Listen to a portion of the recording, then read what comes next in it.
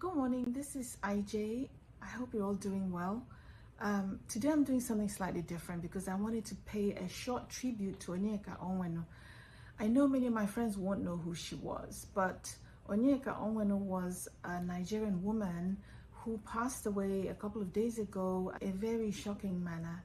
Apparently, she performed at an event and sat down and then she collapsed, and that was the end of it. And so many of us woke up to the shocking news.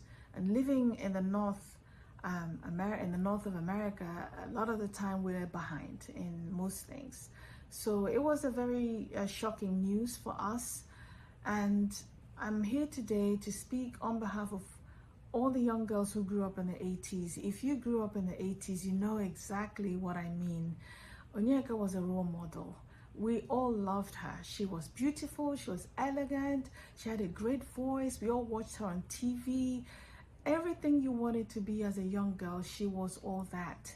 And during a time when women were encouraged only to operate within certain boundaries, she completely pushed through all that.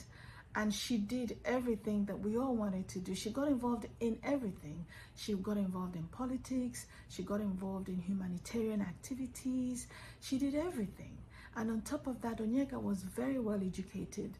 She went to one of the best colleges in the US, and I would argue also in the world. And she did her master's at the New School in New York. And in spite of all that, she never forgot where she came from. So even though we all admired her as children because she was, she was everything we wanted to be, as an adult, one thing that I admired most about Onyeka was her authenticity. I'm a great believer in the fact that your authenticity does not affect your greatness. You being your real self is the best thing ever.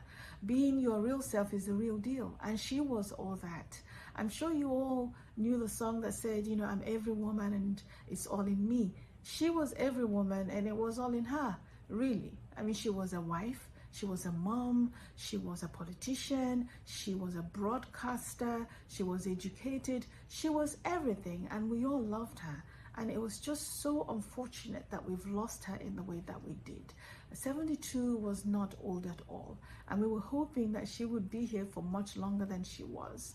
And so on behalf of all those young girls who grew up in the 80s and all the older women who still admired her to the very last minute, we're going to miss you very much, and we are never going to forget about you because you left so much legacy for us, and so it's almost impossible to forget that you existed, and our hearts are so broken for your family. So today we say rest in peace, Queen, and may your memory indeed be a blessing.